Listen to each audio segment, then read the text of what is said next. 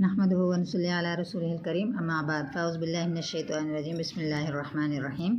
कल हमने रोज़े के मुस्तहबात के बारे में आपको बताया, आज इंशाल्लाह मकरूहात के बारे में बताया। मुस्तहब कहते हैं, मैंने आप कल भी बताया, तो मुस्तहब कहते हैं जिसके करने से सवाब मिलता है और ना करने से गुनाह नहीं मिलता। और मकरूहात वो है जो नापसंद फरमाए गए, ठीक है, कि ये चीज़ हमें नहीं करनी चाहिए रोज़े के अंदर, यानी कि हमारे नबी ने पसंद नहीं फरमाई। रोज़े में क्या क्या बातें मकरूह हैं, ठीक है, तो इसका जवाब है गोंद चबाना, ठीक है, गोंद चबाना या कोई और चीज़ मुंह में डाले रखना, यानी कि मिसाल के तौर पे किसी चीज़ का कोई जायका नहीं है लेकिन उसमें मुंह में डाली हुई है काफ़ी वक्त से, तो ये चीज़ मकरूह है। और दूसरा क्या है, और कोई चीज़ चखना, ठीक है, कोई चीज़ को, किसी चीज़ को चख लेना, अब खाई तो नहीं है उसने, सिर्फ चखी है, टच किया ज़बान के साथ, तो वो भी ठीक नहीं है, मकरूह है।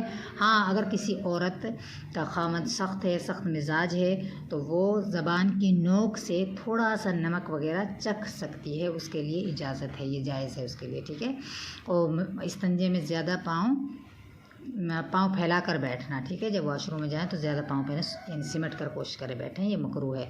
और कूली या नाक में पानी डालने में मुबालगा करना, यानी कि एक होता है ना कि जब हम आम वज़ू करते हैं तो हम कोशिश करते हैं पानी को हलक तक पहुंचाएं, ठीक है, लेकिन जब हम रोज़े से हों तो इस तरह करना जायज़ नहीं है। नाक में भी ऊपर तक पानी नहीं चढ़ाना और कूली करते वक्त भी पानी हलक तक नहीं पहुंचाना, सिर्फ कूली करनी है, ठीक है।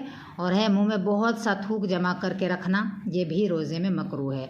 और क्या मकरूह है, गीबत करना भी मकरूह है, झूठ बोलना भी मकरूह है, गाली गलौज करना भी नापसंद फरमाया गया है, ठीक है। और क्या है, और मिसाल के तौर पे आपको रोज़ा लग रहा है, उसमें घबराहट ज़ाहिर करना या बेकरारी को ज़ाहिर करना, देखो ये तो रोज़ा तो मुशक्क़त तो आती ही है ना, लेकिन उसको बर्दाश्त करें और किसी को ज़ाहिर ना करें कि मुझे रोज़ा लग रहा है, बार बार कहना, ये भी हमारे नबी ने पसंद नहीं फरमाया। अल्लाह को ये पसंद नहीं है कि रोज़े को ज़ाहिर करना कि मुझे रोज़ा लग रहा है, मुझे प्यास बहुत लग रही है, यानी कि अपनी घबराहट को बताना, ये भी मकरूह है। अल्लाह ताला हमारे हाल से बखूबी वाकिफ़ है, जिसके लिए हमने अपना रोज़ा रखा, ठीक है। नहाने की हाजत हो जाए तो गुस्ल को कसदन सुबह सादिक के बाद तक मुअख्खर करना, यानी कि अगर आपके ऊपर गुस्ल फ़र्ज़ है तो आप कोशिश करें कि फ़ौरन गुस्ल कर लें, अगर यानी कि सुबह सादिक से बाद तक उसको मुअख्खर करना भी मकरूह बताया गया है, ठीक है। और कोयला चबाकर या मंजन से दांत साफ़ करना, ये भी मकरूह है, यानी कि उनमें कोई जायका वगैरह नहीं होता लेकिन फिर भी मंजन वगैरह करना मकरूह है। एक तो होता है ना जिसमें जायका होता है, वो तो जायज़ ही नहीं, वो तो ठीक नहीं है, लेकिन अगर किसी में जायका नहीं, जैसे कोयले से दांत साफ़ कर लिए, तो वो भी जायज़ है, यानी कि वो भी नापसंदीदा है, इस तरह भी नहीं करना चाहिए, इससे भी हमें परहेज़ करना चाहिए, ठीक है।